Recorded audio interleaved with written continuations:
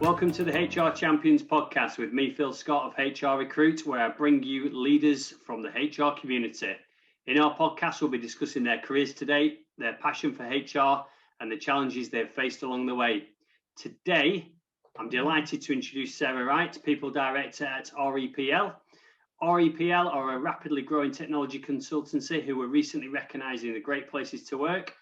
They've grown their headcount since Sarah went back there in August by 70 staff, topping out at over 420 staff to date. So quite a lot of headcount, and I'm extremely interested to hear from Sarah. So I'm going to pass it over to you if you'd like to give the listeners a quick introduction to who you are.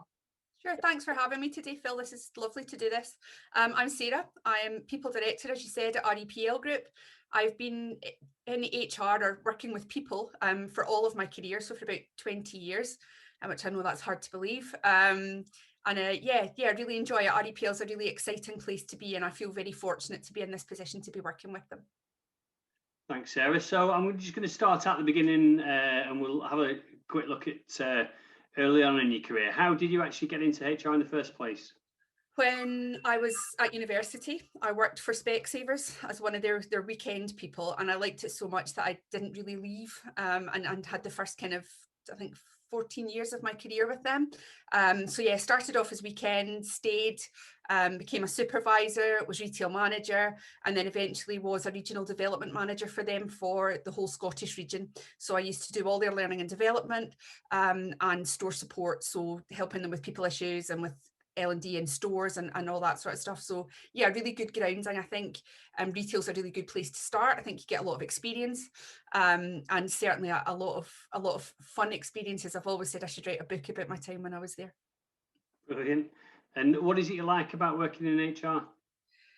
People, really. I don't know, I'm naturally curious or nosy, however you look at it. I just like to know about people and know about their lives and what drives them, and really a real desire to help them to be the best that they can be. I think going beyond that HR kind of stereotype of it all being about process and policy, and really supporting people, particularly with the year we've had this year, to do well and to do their best, really. And your career's progressed quite steadily. What would you say the secret is to the career progression you've enjoyed so far? I don't know that there's any great secret. I think you have to find something that you enjoy. And I think that's a cliche, but if you're enjoying it, it doesn't feel like you're working. And I think you have to be yourself. I think, there's the old Dr. Seuss quote about, today you are you, that's truer than true. There's nobody here who's who's youer than you. And that's absolutely true. I think if you're working in a people capacity, people can sniff out if you're not authentic very quickly. So you have to speak your mind and be true to yourself in everything that you do. I think that's really important. Great. And just on your career, you got into HR consultancy sort of in between two stints at REPL. Why did you get into HR consultancy and how did you do it?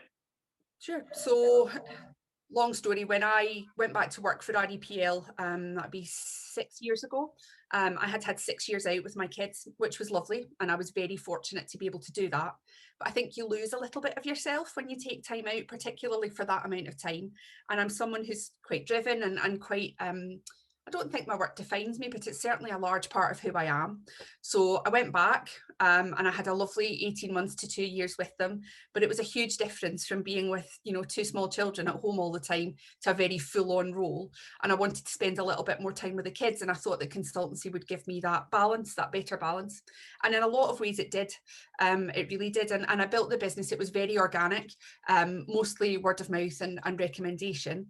And it was good. It was really good. I enjoyed it. But when the opportunity came to go back to REPL, I will admit I took that with both hands. It was too good an opportunity to miss. Okay, and just on the HR consultancy, because I know quite a few people consider going down that route. I mean, how did you pick up clients, and how did you manage to get work in? I was very fortunate that I had a few contacts that put me in touch with people when I first started. And I picked up some large projects that way. And I think the old adage about, it's not always what you know, it's who you know is certainly true. And then I think, doing a good job for companies, that then grew because the word of mouth piece grew, and you know, it's a small world. I had quite a few logistics customers, and work grew from there. So, you know, if you do a good job and again you're true to yourself, then word gets out there. Networking is also very good. I don't love it. It's out with my comfort zone, but if you're going to run a business, you've got to put yourself out there. And I think that's more valuable than, you know, mail shots or LinkedIn posts or anything like that. I think particularly with HR, you have to build relationships with your clients. You have to build relationships with the people you're working with. And I think if you can actually stand in front of them, you know, over a coffee or a glass of wine or however that works, I think that gives you a feeling of whether or not that relationship will work, because I feel that's very important when you're working, you know, in an HR capacity. And what would you say the main differences were between, say, being a full-time employee at one organisation and working with lots of you know, smaller SMEs on an ad hoc basis? Sure. The relationship is different. You know, it's certainly a different relationship. And I think that small, you know, SMEs have a tighter budget. And that's understandable, particularly for people who are coming, you know, consultants coming in from outside, to tell them what they potentially already know, and have got at the back of their mind somewhere, but, you know, being able to support them in order to be able to change things. But their focus has to be on the things that are front and centre that need to be changed. So, you know, contracts, policies, compliance. This year, with all the furlough that people have been dealing with, redundancies, sadly. And that stuff's good and that's important. And I know that there are lots of HR professionals out there who that's their bread and butter and they love it. But for me, the thing that really drives me is this opportunity to make businesses better and to develop people and to have good review systems in place and all that stuff that really does make a difference to a business. But if it's not front and centre in your budget, are you going to spend the money on that? And to be honest, that's what I missed. I missed the more positive aspect of the, you know, working with people can bring. Yeah, I think, would you say it's a bit more reactive in the SME world to Absolutely. HR? And that's understandable, as I say, that's the way it's got to be. But does that make a difference to people and does it transform businesses? Probably not. I think that the proactive stuff's certainly much better for that. Good. And would you say there's been any standout achievements in your career? You know, I've been thinking about this, obviously, as for coming on the podcast, and you reflect over your career and all the things that you've done. And, you know, I was listing out, I set up a call centre and we recruited 150 people and we trained them and I wrote the induction programme and that's all lovely. But are those really the big achievements? Are those the things that when I look back on my career that I'm going to think, yeah, I did a really good job? I don't know that they are. And I actually, what made me kind of go into this train of thought, I had a conversation this morning with a colleague who's also a friend. And we were talking about this year and how challenging it's been. And honestly, this is probably the year that I feel best about myself for the job that I have done. We've done a huge amount of work on wellbeing, and not even the kind of overarching stuff that I'm sure we've all been thinking about to get people together and all that stuff that's really important. But I've had a few really difficult conversations with people this year, and I've had the feedback that it's helped. And for me, those are the biggest achievements in my career, that I know I can, you know, look myself in the mirror at the end of the day and think, I actually helped that person. And, you know, nothing major that I did, I pointed them in the right direction for professional help, or I helped them to look at something from a different angle. Those are the biggest achievements for me. That's why I do this job, ultimately. Great. And would you say that you take part in wider operational initiatives rather than just sort of staying in the silo of of HR? Yeah, absolutely. I think those people who know me well will be smiling wryly at that question, because I'm not very good at staying in my lane or staying in my box. I'm very lucky that I have ready access to the very senior people in our organisation. So I spend a lot of time with our CEO and with our ops director and sometimes with our chairman to work on various different projects. And I'm able to use my influence to help with what we're doing operationally. Now, that's no real great reflection on me. It's pushing at an open door with these people. And, you know, one of the main reasons that I'm back at REPL is because they have such a desire to do the right thing and to take care of people. And any new initiatives that we come up with are you know, pretty much always embraced. So yeah, I'm very lucky in that way. Good. And so talk to me what makes REPL so special. I mean, you've sort of gone and sort of come back, and they've obviously been recognised, you know, in for you know, being a really good place to work. You know, talk to me about that.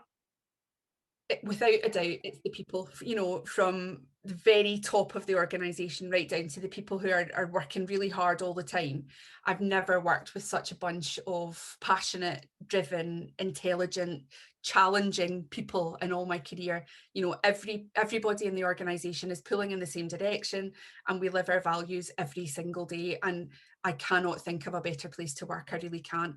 That's not to say that every day you go to work, you know, and you've got bluebirds flying around your head and it's like a Disney film. It's not like that at all. But I'm a big believer in, you know, counting your blessings and thinking about, you know, what's good. And I do wake up every day and think, you know, I get to go and work here. I get to be that lucky. I get to work with these people rather than, oh, I have to go to work today. And it definitely makes a big difference. I'm so lucky, so lucky. Good. And in terms of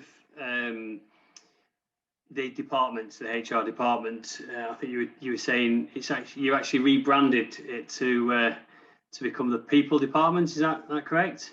Absolutely. So, was that your initiative? Talk to me about that. When I came back to REPL, I felt really strongly that, you know, we're a people business. We don't manufacture anything. We have consultants, amazing consultants working all over the world. We're a global organisation. They're not resources, they're people. And I get really frustrated when our sphere that we work in our industry is boiled down to people being human resources. They're not, they're people, and we have to embrace that in all its messy wonderfulness. And that was one of the things that I wanted to do, so that people know that they're the most important part of our business, and that we want to treat them as individuals, not as a resource, which just sounds, you know, it just doesn't sound right to me at all. It doesn't feel right. Okay, and talk to me about the wellbeing initiatives that REPL have been investing into recently. That really has been my main priority over the last sort of 2 or 3 months, certainly. We all know the situation that we're in the world at the moment. You know, I'm not going to talk about unprecedented times or mention the C word, because I think we're all sick of it. But it's been hard, and it's been hard for everybody. We haven't been working from home. You know, our offices closed down a week before the lockdown in the UK. They have largely remained closed. We want people to stay at home and stay safe. We were very fortunate that we had all the infrastructure in place to allow people to be able to do that in terms of the practicalities of it. But this is not working from home. We're pandemic working, and that's something very, very different. None of us have ever done this before. It's a totally new experience. So really, people's well-being has suffered. You know, my well-being has suffered. It's I think we're all in that situation. So we have a very well developed well-being group at REPL, and that's something that I'm very fortunate to head up. And we have trained 15 mental health first aiders in the last couple of months, and we will be running that scheme again. And that's been really valuable. We've got some really senior people in the organisation trained up just to show our commitment and how much we take this seriously. We also have a really good employee assistance programme, which we're able to point people towards if they need help. And I've had some amazing feedback from our people about that, you know, and how valuable that has been for some of the people who've had counselling through that. And in the last couple of weeks, just at the end of November, we had a wellbeing week. And I think, you know, like a lot of people who work in our industry, we've been guilty of talking about meditating and yoga and all these things that really do help. They really do help, don't get me wrong. But I think we've kind of gone beyond that now. And I think we need to start thinking about bringing people together and building the sense of community that I know I'm certainly missing from working in these four walls every day and then going back into my house and seeing the same people in the same four walls. It's a challenge. So Wellbeing Week was a huge success. We had a personal training session, which we did online. We sent out afternoon tea to everybody in the organisation and got together and had a quiz for those that were able to join us. We had cook-alongs every day, so we got various people from the organisation to cook lunch and filmed them, and people cooked along, and we gave prizes for the best. I think the most entertaining one was the one which went wrong, but it got everybody laughing and got everybody together, which was fantastic. We had a shutdown hour where we encouraged everybody for the same hour in the day to close down and go out for a walk and get some vitamin D and some fresh air and all that good stuff that genuinely makes a difference.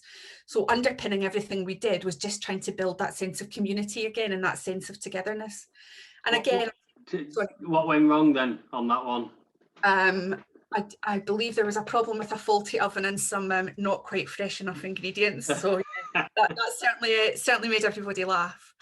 I think, I've seen a lot on social media sort of levelled at our industry about, yeah, that's all great, but if people are working too much and they're stressed and the workload's not right, what difference does any of that stuff make? So we need to look at that too.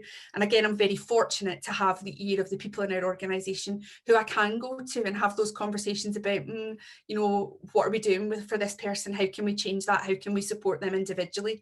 And that's just as important as doing stuff as an organisation. I feel really passionately about it. And you mentioned sort of your own well-being. What would you say you've personally found the hardest then?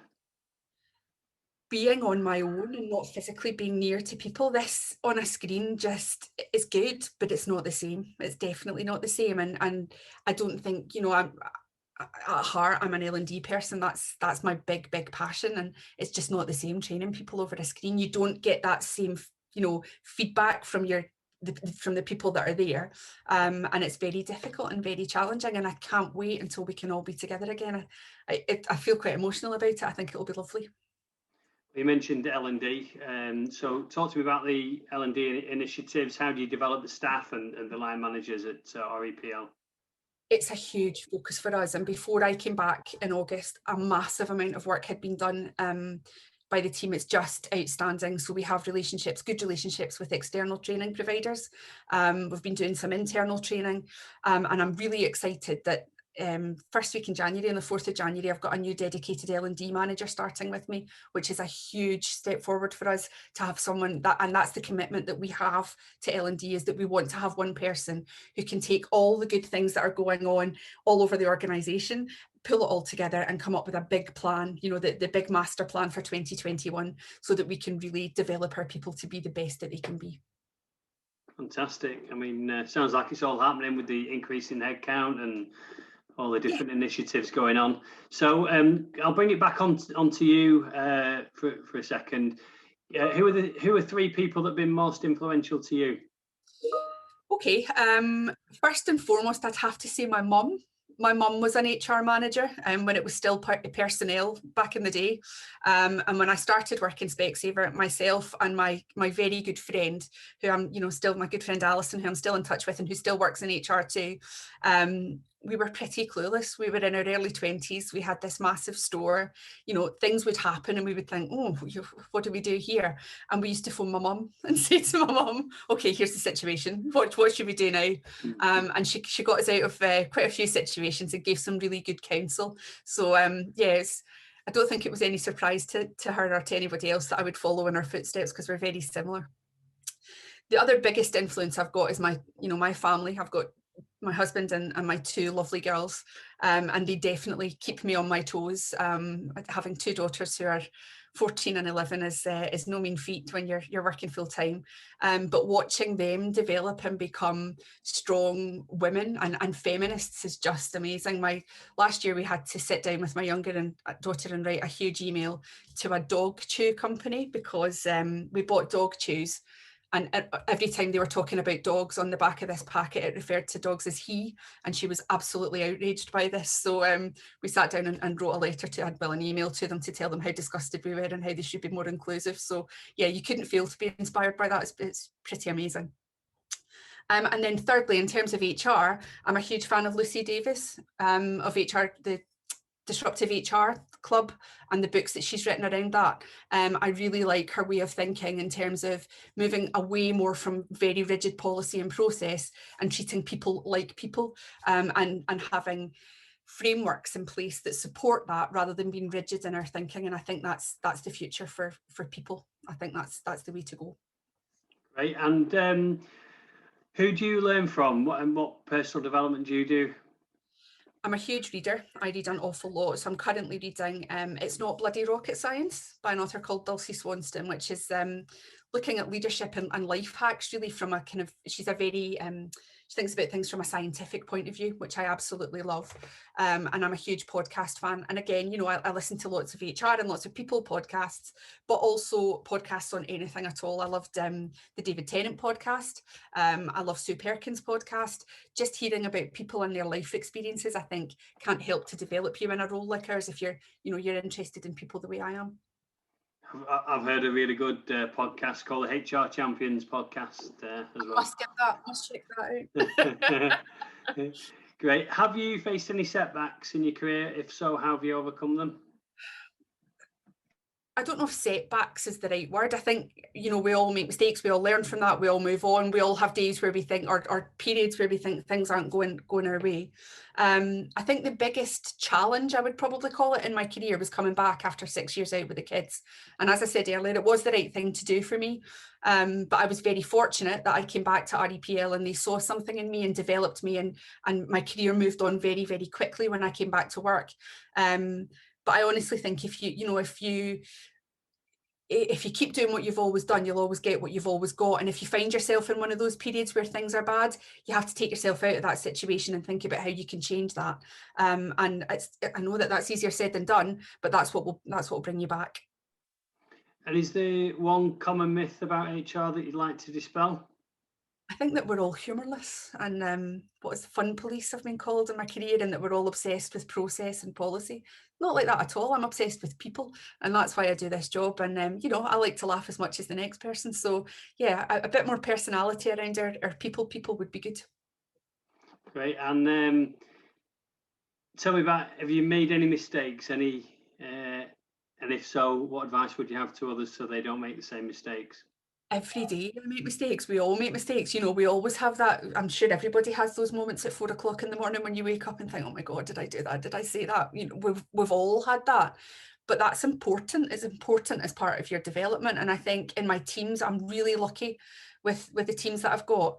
They're fantastic, but they have to be allowed to fail and fail fast, learn from it and move on. I think that's really important. Otherwise, because nobody's perfect. There's not one person who's doing everything well the first time. You pick yourself up, you learn from it, you move on. I think that's the right attitude to have. And what advice would you have for others who are looking to get to where you've got to? Just be yourself. As I said before, you've got to be true to yourself and find something that you really enjoy. If you're a real people person and you get that buzz, you don't feel like you're at work. I feel like I'm having a chat every day. Sometimes I get to the end of the day and think, oh, is it over now? That was fun. I enjoyed that. Sometimes I don't, but you've got to find something that really drives you like that. Otherwise, it just becomes samey. And if you're not putting that same passion into it, you won't get as much out of it. I firmly believe that. And if you weren't in HR, what other profession would you choose? Oh, I don't know. My mum always says I'm a frustrated performer, which is why L&D probably suits me, because I like standing in front of people and talking. Either that, or I'd love to be a restaurant critic, because that would combine two of my favourite subjects of food and talking to people and writing about food. So that would be lovely. Brilliant. Well, that brings me to the end of the questions. 20 odd minutes has flown by there. If anyone wants to reach out to you, what's the best way that they can do that? On LinkedIn. I'm on LinkedIn a fair bit, so all my details are on there, and I'd love to grow my network. So yeah, fantastic. Brilliant. Well, thank you very much for sparing your time. Big thank you to Sarah, and all the best for the forthcoming months at REPL, and hope you've enjoyed the podcast. I hope the listeners have enjoyed it, and stay tuned for more episodes. Thank you. Thanks, Sarah.